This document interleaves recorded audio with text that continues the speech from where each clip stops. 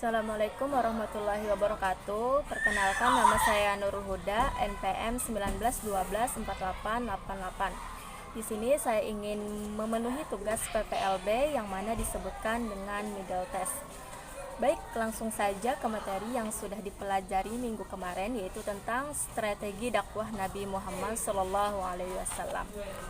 Nah, bahwa dengan adanya strategi dakwah yang telah dilakukan oleh Rasulullah SAW, maka mencapai kesuksesan dakwah dalam membumikan seluruh Mekah dengan ajaran-ajaran Islam. Sikapnya yang pantang menyerah membuat kaum kafir Quraisy gentar, pada akhirnya tidak mampu membendung gairah dakwah. Nah, pada pertemuan hari ini kita akan membahas tentang keadaan masyarakat Madinah sebelum Islam.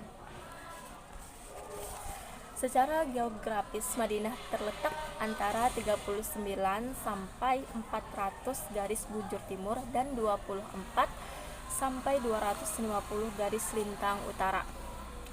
Letaknya di dataran tinggi Najd di daerah pantai Tihamah, sekitar 660 meter di atas permukaan air laut.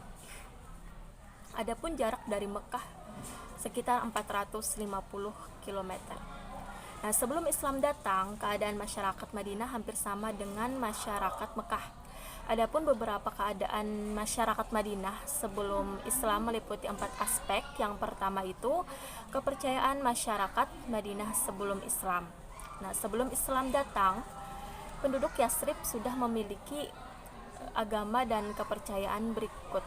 Nah, berikut beberapa agama dan kepercayaan yang dianut oleh Yathrib. Yang pertama itu adalah paganisme. Nah, paganisme itu yaitu kepercayaan terhadap benda-benda yang diyakini mempunyai kekuatan. Mereka meniru kepercayaan yang telah dilakukan masyarakat Mekah. Yang kedua, Yahudi, yaitu agama yang masih mengikuti ajaran-ajaran dalam kitab Taurat yang diberikan kepada Nabi Musa alaihissalam. Dan yang ketiga, Nasrani, yaitu agama yang masih mengikuti ajaran-ajaran dalam kitab Injil yang diberikan kepada Nabi Isa alaihissalam.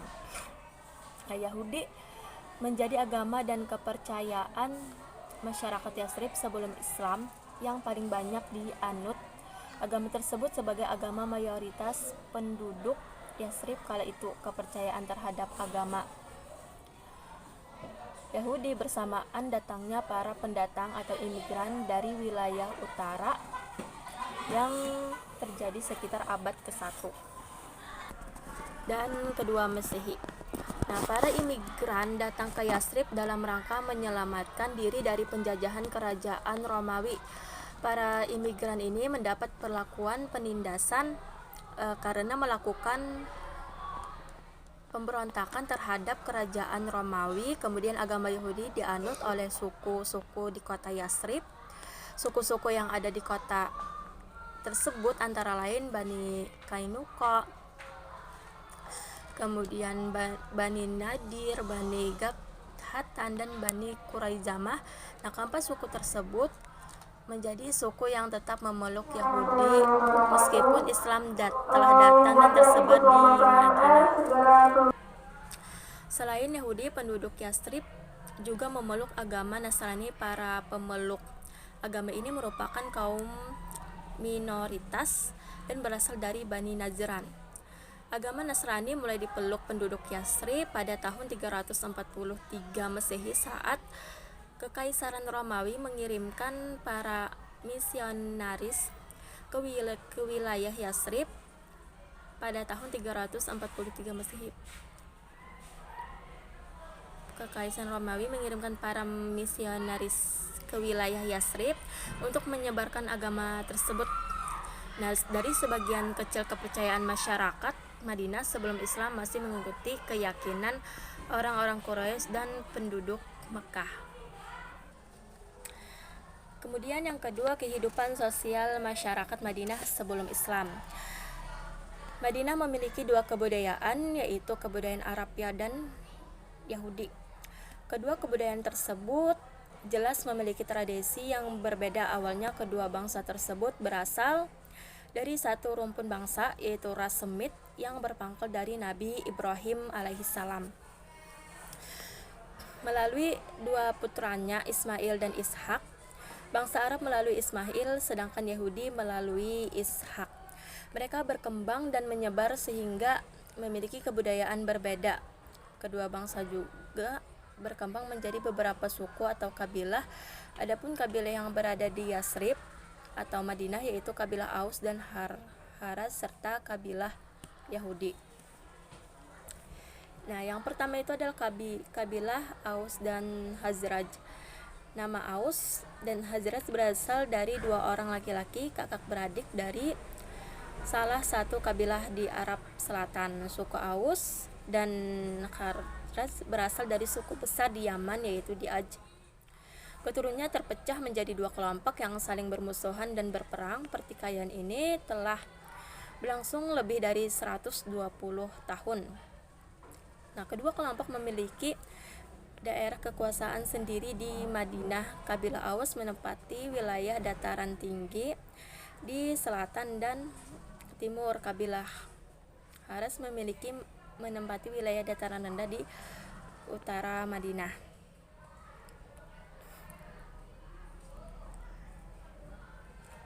Kemudian kabilah Yahudi. Bangsa Yahudi datang ke Madinah akibat situasi politik penjajahan bangsa Romawi. Mereka datang ke Madinah diperkirakan sekitar abad ke-1 atau kedua. Di Madinah terdapat 3 kabilah besar Yahudi, yaitu Qainuqa, Nadir, dan Quraidah. Hubungan ketiga kabilah tersebut tidak harmonis. Terkadang ketiganya terlibat perang saudara. Kemudian yang ketiga, perekonomian masyarakat Madinah sebelum Islam. Madinah dikelilingi gunung berbatu yang memiliki banyak lembah. Paling terkenal nama Nana Wadi. Yasrib berada di tempat strategis sebagai jalur penghubung perdagangan antara Yaman di selatan dan Syria di utara. Madinah merupakan kota pertanian yang makmur dan subur. Air yang tersedia di kota ini mencukupi untuk membangun pertanian sehingga menarik bagi penduduk wilayah lain untuk pindah ke Madinah. Komoditas terbesarnya adalah kurma dan anggur. Kurma merupakan hasil alam yang memberikan banyak manfaat bagi kehidupan mereka, di antaranya sebagai makanan, alat bangunan, pabrik, makanan hewan, bahkan menjadi alat ukur ketika terdesak. Di Madinah terdapat beberapa pabrik yang sebagian besar dikelola oleh orang-orang Yahudi. Dari segi ekonomi, kaum Yahudi menguasai sebagian besar kegiatan perekonomian seperti perdagangan, pertanian, serta peternakan. Hasil pendapatan terbesar mereka ialah dengan mengambil keuntungan dari penggadaian barang dan riba. Nah, keadaan geografis Madinah sebagai kawasan pertanian memberi peluang besar kepada mereka untuk bergiat dengan riba, terutama dari petani yang mendapatkan uang sambil menunggu musim panen tiba. Bani Qainuqa menjadi Yahudi terkaya di Madinah meski jumlah mereka tidak banyak. Kaum Yahudi menguasai pasar di Madinah dan meraup keuntungan berlipat ganda, bahkan demi kepentingan ekonomi. Mereka sengaja mengadu domba suku Aus dan Khazraj. Hal itu menyebabkan bangsa Arab lemah, sedangkan kaum Yahudi semakin menguasai perekonomian Madinah. Kemudian yang terakhir, yang keempat, politik masyarakat Madinah sebelum Islam. Nah, kekuasaan pemerintahan Yasrib berada di tangan suku atau kelompok tertentu. Bergantung kepada siapa yang paling kuat di antara mereka, pertempuran antar suku dan kelompok sering terjadi. Suku yang pertama kali tinggal yang pertama kali tinggal dan menguasai Yasrib adalah suku Amalikoh. Mereka membangun perkampungan dan peradaban. Kemudian bangsa Yahudi datang menguasai Madinah setelah menaklukkan suku Amalikoh. Bangsa Yahudi membangun sebuah peradaban dengan membuat benteng-benteng untuk pelindung dari serangan Arab Badui. Mereka disebutkan sebagai kelompok yang paling makmur dan berbudaya. Oleh karena itu, Madinah sepenuhnya dikuasai oleh orang-orang Yahudi, baik secara ekonomi, politik, maupun intelektual. Masyarakat Masehi atau Kristen di Syam sangat membenci orang-orang Yahudi. Mereka menganggap bangsa Yahudi telah menyiksa dan menyalib Isa Al-Masih. Mereka menyerbu Yasrib untuk memerangi orang-orang Yahudi. Orang-orang yang Nasrani meminta bantuan suku Aus dan Kharaj. Keadaan tersebut menyebabkan peperangan. Banyak pemimpin Yahudi yang meninggal sehingga kekuasaan Yasrib jatuh ke tangan Aus dan Kharaj.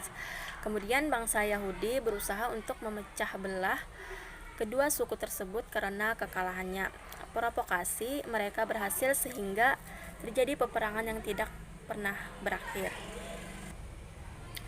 Nah, itulah tadi pembahasan tentang mengenai keadaan masyarakat Madinah sebelum Islam. Nah, bahwa dapat disimpulkan bahwa sebelum Islam datang, keadaan masyarakat Madinah hampir sama dengan masyarakat Mekah.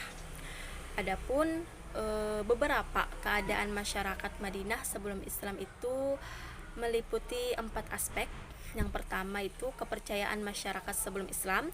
Yang kedua, kehidupan sosial masyarakat Madinah sebelum Islam. Yang ketiga, perekonomian masyarakat Madinah sebelum Islam. Dan yang terakhir, keempat, politik masyarakat Madinah sebelum Islam. Nah, mungkin itu saja yang dapat saya sampaikan. Wabillahi taufiq wal hidayah. Assalamualaikum warahmatullahi wabarakatuh.